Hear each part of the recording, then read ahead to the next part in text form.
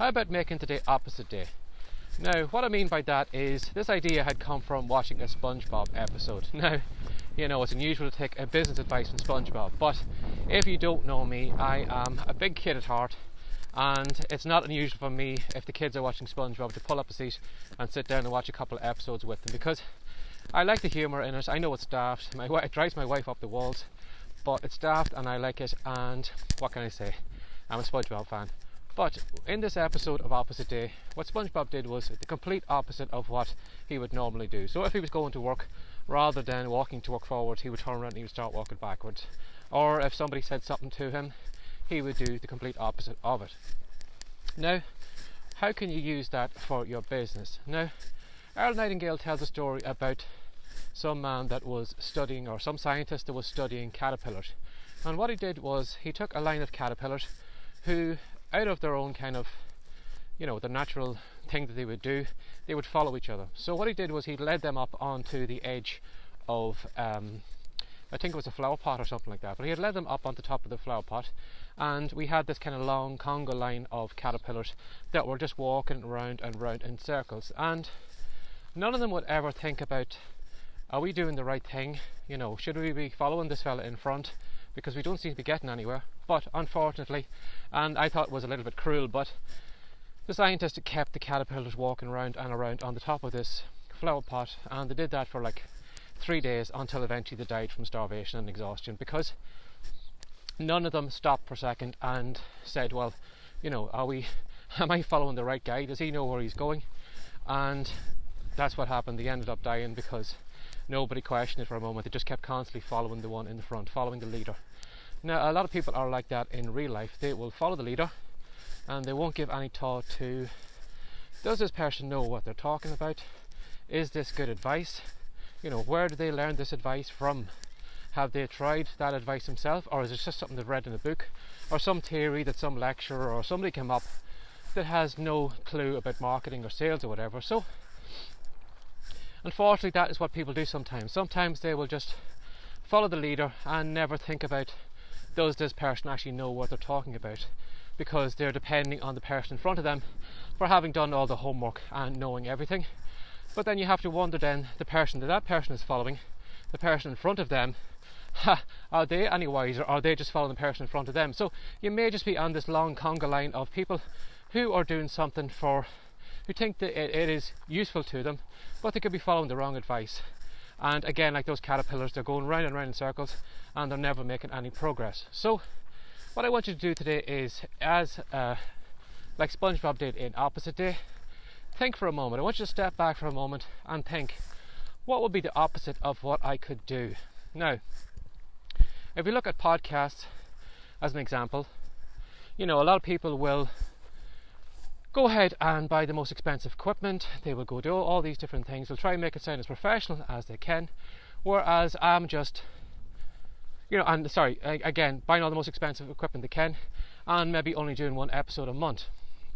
Now me, I'm going the opposite way. I'm going as low tech as you can, and I am trying to create as many of these episodes as I can. So I'm doing the complete opposite of that. Again, another thing that a lot of marketers do is maybe send only one email a week or one email a month to their list. But is that the right thing to do? How about doing a daily email? Again, that's something that I do, and I find it very, very profitable, and it builds a quicker relationship between me and the subscriber. And I found that I've sold far more products and gained more of a kind of closer relationship between me and my subscriber by turning up every day.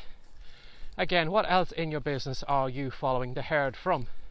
If everybody is going over to Facebook and buying Facebook ads, you can imagine if everybody's over there buying those ads, it's going to drive the prices up. So is there somewhere else we can go that may be cheaper that nobody else is looking at? Now, a prime example of that is, I forget if I heard it in a Dan Kennedy podcast, or it was one of his books, I think, but it was a company that was trying to sell pizzas. And of course, if they went everywhere else where everybody else was advertising, the price of the advertising was expensive. So it wasn't profitable for them to go there. So then they said to themselves, well, where is everybody afraid to put their advertisements up?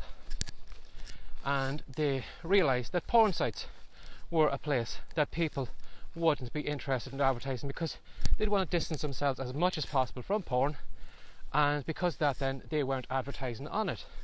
But that pizza company had the idea of, well, let's advertise over there, because again, you can only watch porn for so long and then you'll probably work up an appetite. So if they have their ad underneath the videos or the content or whatever, there's a good chance that that person is going to click on that link. They're going to order that pizza. Again, they're probably at home as well too. So this company did a home delivery service. So not only could they watch porn all day if they wanted to in their basement or bedroom or whatever, but they didn't even have to leave the house to get the food, because the pizza company would deliver that pizza to them. And again, they found that if they advertised on a porn site, the cost per click or the advertisements was next to nothing, and it was one of the most profitable places they could go to buy advertisements. But again, everybody had the herd mentality. They were going over to Facebook, they were going to all the places that you would expect to put an advertisement for a pizza company, but they went the opposite way. They went to a porn site to put their advertisements on. So that is an idea that, again, I'm not saying put your advertisements on porn sites, but think about what the herd is doing. Where are they looking at? Where are they advertising? Because if everybody's rushing over there, again, it's going to drive the prices of ads up.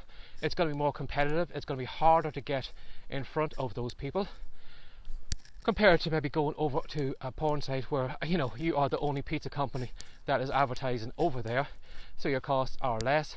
You're going to stand out straight away, and you're going to make more money in the long run. So think about that. Keep the idea in your head of opposite day in SpongeBob.